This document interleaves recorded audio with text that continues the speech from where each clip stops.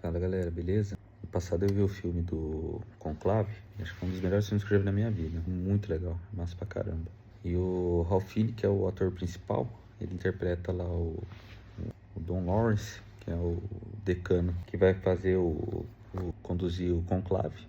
E aí quando eles se fecham lá e começa a iniciar o processo da escolha do Papa, ele percebe que existia um grande grau de corrupção ali dentro da Igreja Católica, com os cardeais eles se juntando para poder fazer a escolha do novo Papa e ali, com esse tráfico de influência, poder delimitar outros cargos que fossem favorecer a eles. E aí ele tenta trazer um pouco de lisura a esse processo, buscando um pouco de fé ali com relação à escolha do Papa, e aí ele faz um discurso que é muito legal, muito bonito.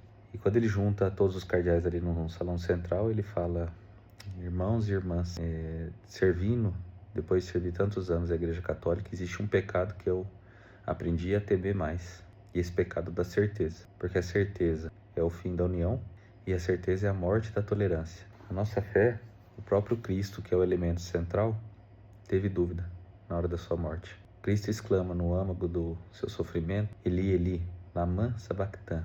E aí ele traduz no filme, na linguagem original ali em italiano, que ficou muito bonito, que é Dio mio, perché mi hai abbandonato? E a dúvida é o que permite a manutenção da nossa fé. Ela caminha de mãos dadas, porque sem dúvida só haveria certezas, e sem a certeza não há necessidade do mistério, e sem mistério não há fé. Bom, por que eu estou falando tudo isso?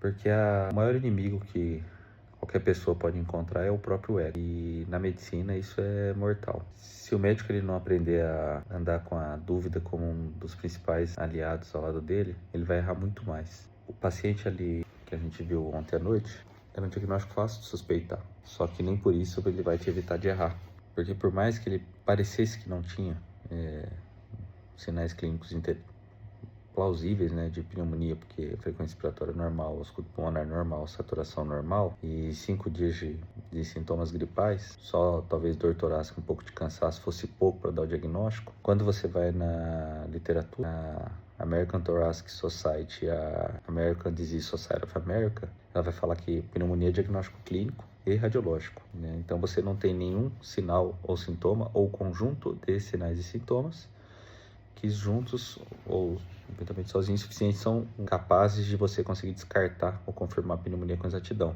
E aí você vai pegando coortes, tem coortes de mais de 2.800 pacientes acompanhados, uma coorte europeia, e os general practitioners, que são os médicos generalistas, eles deixaram passar mais de 70% dos quadros de pneumonia. Então, o que isso quer dizer? Que por mais certeza que você tenha, se você tiver a capacidade de duvidar, isso pode te proteger muito. E depois de ter feito a radiografia, o paciente mostrou que tinha consolidação no local onde ele tinha dor.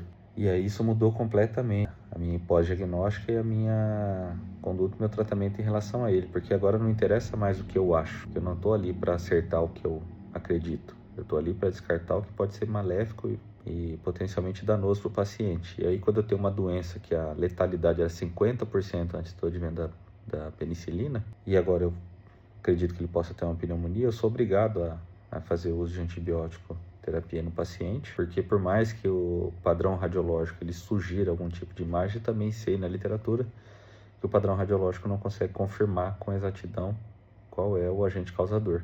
E aí isso desencadeia então a escolha do antibiótico. Então, sem entrar em qual local que ele deveria fazer o tratamento, que a gente pode usar do CURB 65 ou o PSI, é uma escala mais completa, o Pneumonia Severity Index.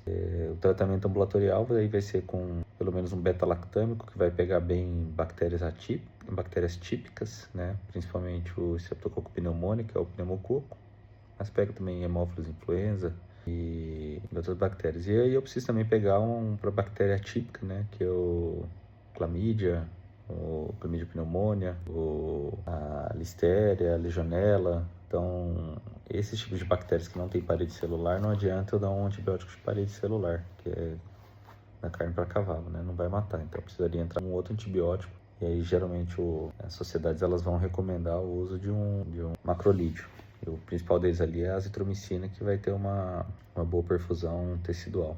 E o mecanismo de ação é completamente diferente, né? Bloqueio da subunidade 50S do ribossomo, e ele vai impedir a transcrição de proteínas que são fundamentais ali, a replicação. Então, esse caso é um quadro legal porque ele serve para te alertar que, por mais que seja simples, isso não vai te impedir de errar. E você andar de mãos dadas com a dúvida, eu acho que é o que vai te manter humilde ao longo da sua profissão e pode ser muito benéfico para você, tanto em aspecto judicial como para o seu paciente, beleza? Valeu, um abraço.